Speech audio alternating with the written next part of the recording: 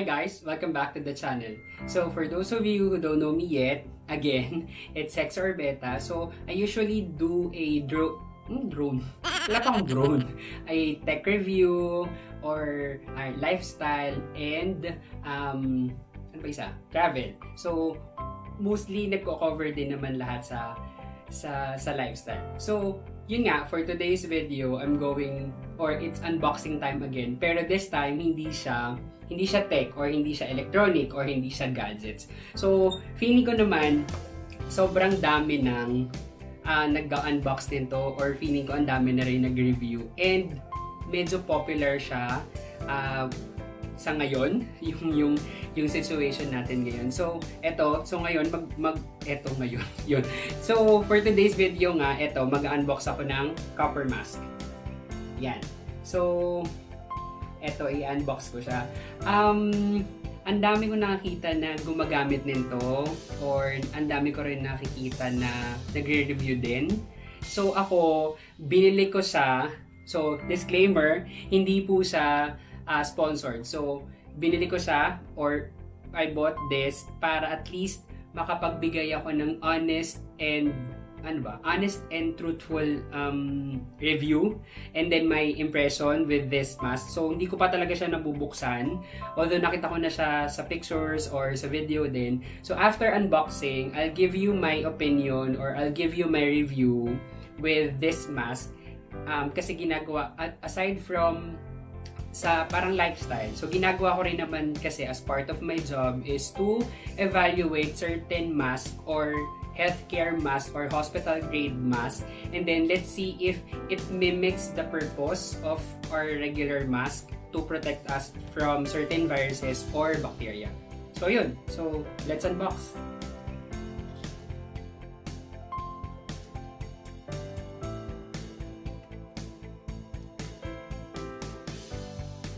So ayun na nga, ang nakalagay ata dito, well, may certain information din naman sa likod ng box. So, ang nakalagay dun sa box, strong antimicrobial layer. It helps kill 99% of germs, superior bacteria, and exterminator effect. It has a comfortable respiration, complete prevention of saliva droplets, helps prevent dermatitis and allergies, and harmless to humans. Although nakalagay din siya sa baba. I don't know if nakikita. May nakalagay dyan sa baba na not for medical use. So, alam naman siguro natin na hindi talaga siya for medical use. Pero, nevertheless, marami naman talagang mask na ginagamit na ngayon na hindi ang purpose is for hospital or medical grade. Parang ganon. So, tingnan natin kung it served the purpose of protecting us. Parang it mimics the purpose of the hospital grade mask. Although nakalagay naman not for medical use. So yun. And also, ang nakalagay dito, It includes 1-piece antimicrobial copper mask film and then 10 pieces reusable non-woven filters. And then it also states that it is good for 30 days use. So basically, ito yung laman niya. Ayan, ito yung laman niya. And then, syempre, wala naman sa box. See.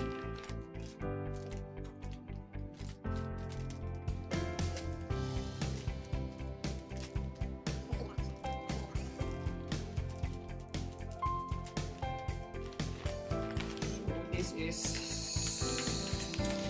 I think ito yung strap. Yung strap. Earloop. Earloop style kasi siya. And this is your 10 piece. 1, 2, 3, 4, 5, 6, 7, 8, 9, 10. So 10 pieces na washable filters daw. And then ito isa, ayan. So 9 plus 10. Ayan. So this is your mask. So basically, ang itsura niya pag wala yung filter is medyo transparent. Hindi pala transparent, translucent. So yan.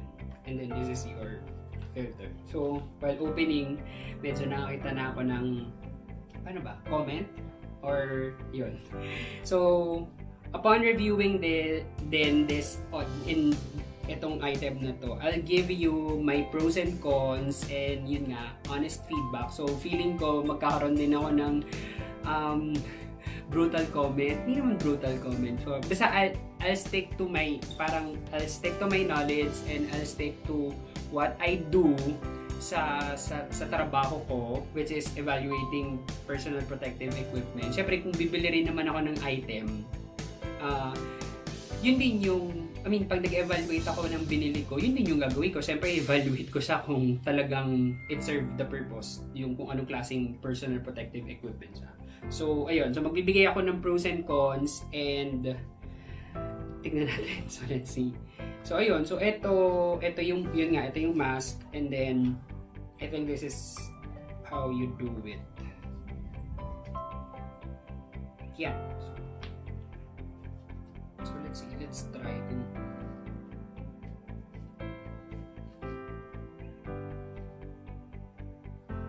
I think ang adjustment is nasa likod. Yeah, tama. Yung parang pinakabilo niya is your adjustable something. Yeah. So, ganito yung itsura niya.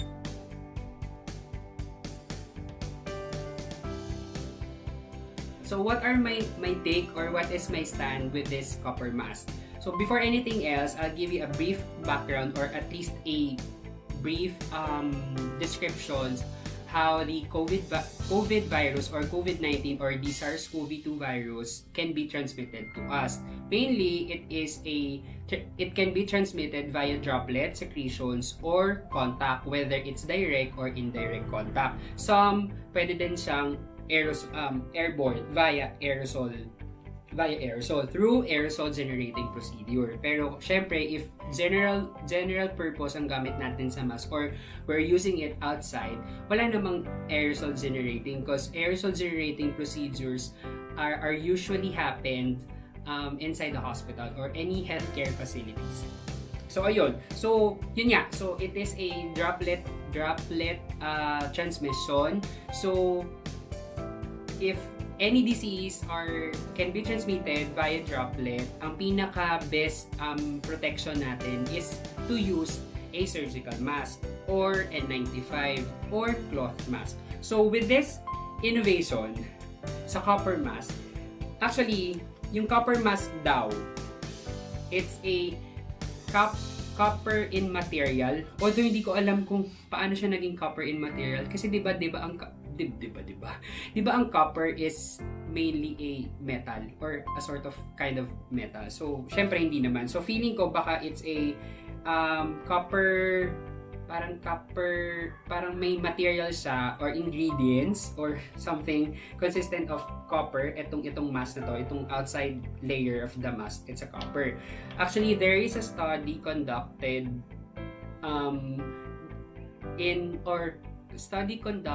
ng sustainability or ang tawag nito, yung stability ng SARS-CoV-2 in different environmental surfaces. We have your copper, your plastic, your steel, and your cardboard. So the study shows that in copper, the SARS-CoV-2 only survives for 4 hours, while your cardboard for 24 hours, and then your steel is 48 hours, and then your plastic is 72 hours. So, the longer the stability of the SARS-CoV-2, syempre mas risky yun, or syempre mas, syempre mas delikado, parang ganun, mas dangerous, parang ganun. So, with copper materials, it only stays, the SARS-CoV-2 only stays for 4 hours stability ng virus. So, after 4 hours, mamamatay na siya. So, magandang innovation. Actually, my take with the copper in the copper mask, actually good siya. So, sobrang innovative, sobrang siguro pinag-isipan with the concept of copper. So, per se, yun, for the copper per se. So, with this mask, the purpose of the surgical mask, like for example, so example na lang natin yung surgical mask. So wait, I have surgical mask N95. So, this is your surgical mask. The purpose of the surgical mask, or when wearing your surgical mask, kailangan ganito. Ganyan. So, snug fit siya dun sa nose bridge, kaya siya may metal dun. Tapos, it extends to your side of your chin, side of your face, and then towards yung sa chin. So, hanggang baba talaga. So, talagang ine-extend natin siya. So, yun yung purpose ng surgical mask. So, yun naman din talaga yung ginagamit natin before, di ba? Before dumami yung mga supply or yung mga innovations with the mask. So, yun yung purpose ng surgical mask. As well as your N95 or any respirators. So, sa respirators naman, it's snugly fit on your face kasi nga, dapat properly sealed and then properly fitted. So, with the surgical mask, siguro pwede nating sabihin na yung copper mask somehow mimics your surgical mask. Pero ito, ang butas mo lang, syempre ito. Tapos, syempre, may airlick din dito. Pero kasi with the droplet naman kasi, it's when it splashes on your face. Ito kasi is a hydrophobic material, itong labas, so it repels water, and then your inside material is a hydrophilic, so it attracts water. So para at least kung ikaw yung may sakit and then you use your surgical mask, pag ikaw yung umubo or ikaw yung nag-sneeze, it absorbs water or it attracts water or droplet material so dito. So hindi siya kakalat sa labas. So yun yung tinatawag na source control kung ikaw yung may sakit. Kaya yung may mga sakit talaga, even kahit hindi naman SARS-CoV-2 or hindi naman COVID, any respiratory diseases na it can be transmitted via droplet secretions, gumagamit talaga ng surgical mask. With the copper mask, with the material, I think this is hydrophilic, yung loob yung filter. And then, syempre, etong labas, since it's a copper, or tapos medyo plastic din sa in material, it repels. So, ako medyo na-confuse ako with how this copper mask can be associated with copper talaga. Kasi, pag tinignan natin, yung copper mask, eto, kahit naman hindi ko siguro siya inspect ng maayos, this is a plastic. Siguro plastic with copper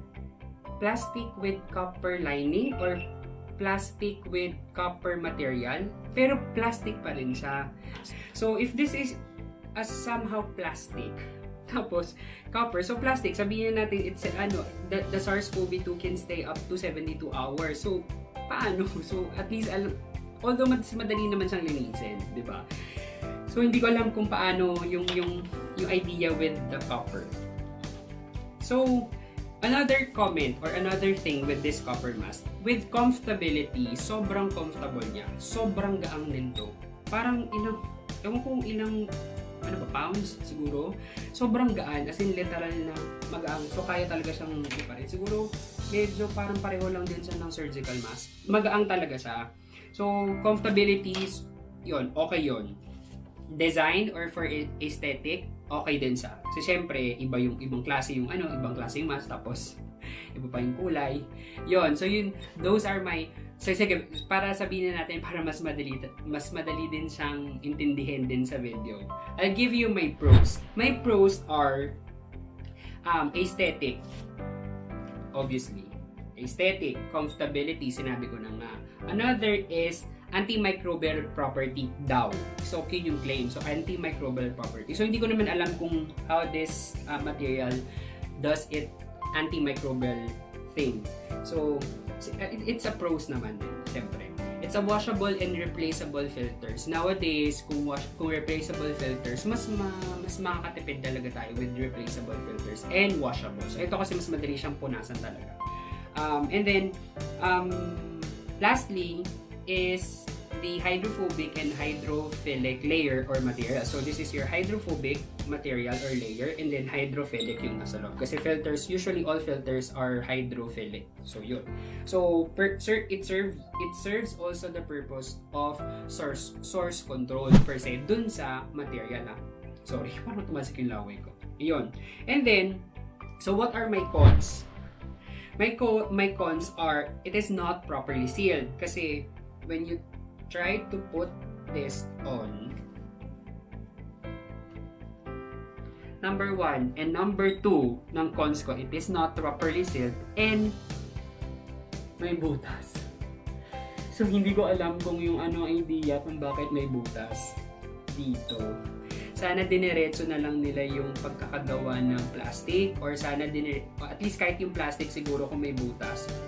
Sana man lang yung filter din parang sealed siya or walang butas, hindi na siya may butas. I understand the innovation of giving people the parang yung comfortability of wearing this mask. Kasi hindi talaga siya mahirap huminga. Actually, hindi talaga siya mahirap huminga.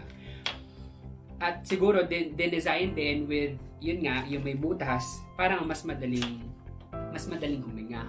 Pero, para sa akin sorry kung ako, personal opinion ko naman to based on kung anong ginagawa ko talagang trabaho. Pero, on my opinion, it defeats the purpose of protecting us kung may butas siya dito.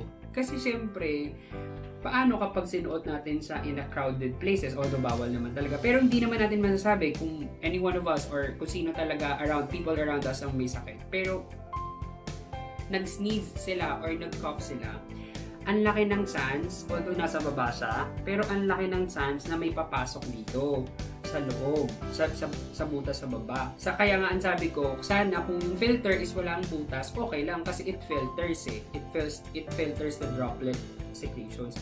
Pero may butas pa rin siya. So ako yon, personally sa akin, it defeats the purpose. So third is, it cannot be used if the wearer has a respiratory symptoms. Syempre, kung ako may respiratory symptoms at ako yung uubo at ako yung magsisneeze, may tendency na lalabas siya dito. So mawawala yung idea of source control kasi pwede kong maibuga sa labas or pwede kong maikalat din sa mga tao sa paligid ko. Parang gano'n. So, another is, it cannot be used by the wearer in taking care of sick people or any people or any individuals around them na may symptoms. So, kasi nga, dahil nga dun sa in-explain ko kanina, may tendency nga pumasok dito. Yung respiratory secretion. So, hindi rin siya pwedeng magamit. Kunyari, yung ibang tao nga is may sakit. So, yun na. And then lastly, it cannot be used alone. Like any other mask na hindi medical grade, it cannot be used alone, yung mask, without an additional personal protective equipment. Siguro, I suggest, if someone bought this copper mask, or if, syempre hindi ko naman kayo masisisi kung gusto nyo talaga siyang gamitin based on comfortability and aesthetic, I suggest na use this in addition with your face shield. So nowadays naman, face shield is required. So if you have your face shield and then you're using copper mask, so any respiratory droplets na pwedeng pumunta sa inyo, at least yung face shield yung mag-shield, kaya nga shield na yun.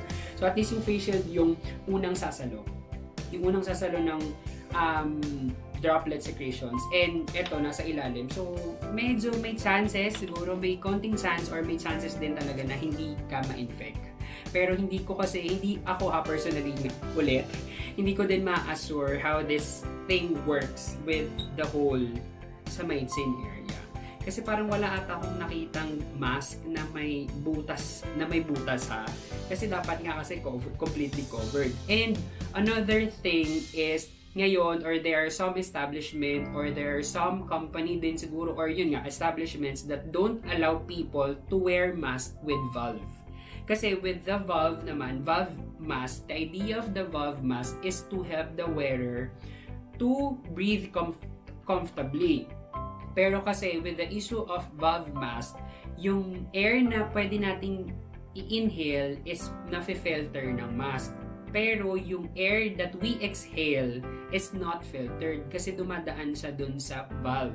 So wala namang filter yung valve. So yun yung issue dun. If I am sick and I have respiratory or respiratory symptoms and then I use valve mask, pwede akong and then positive ako sa COVID, pwede akong maka-infect din sa iba. Kasi nga, the air I exhaled is not filtered, or if ever mag-sneeze ako or mag-cough ako, may tendency talaga siyang lumabas doon sa valve. So, meron talagang establishment ngayon that don't allow people to wear mask with valve. So, basically, halos pareho lang. Or worst,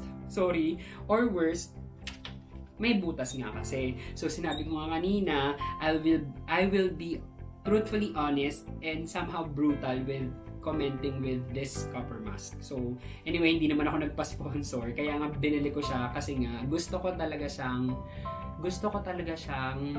ma-evaluate or gusto ko talaga siyang ma-review syempre ng maayos. Then, I do some research with the copper, and then, yun nga, tama nga rin naman that copper has the antimicrobial property. So, which is, yun nga, it somehow, it serves the purpose of yung mask na antimicrobial. Pero, then again, hindi ko naman masisisi o hindi ko naman kayo dinidiscourage na bumili. I'm just here to help. Hopefully, I am sending a message, or hopefully I send parang a sort of help for you guys on how to properly choose your mask, lalo na in these trying times or these hard times during the pandemic. So, yun lang. So, my stand, hopefully it reaches you or some other people who bought this copper mask. For aesthetic purposes and for breathing comfortably, okay ako doon. So, wala akong ibang comment with regards to this mask. Okay ako doon. So, at least kahit papaano, naintindihan nila yung suffering siguro or yung comment ng ibang tao na ang hirap talagang magsuot ng mask kasi nga ang hirap din talaga huminga. Pero sana, hopefully, meron sigurong copper mask 2. I suggest sana wala nga siyang butas. Yun lang, ako personally yun na. I don't know if someone will dislike this video or someone will comment. Okay lang sa akin. I'm okay.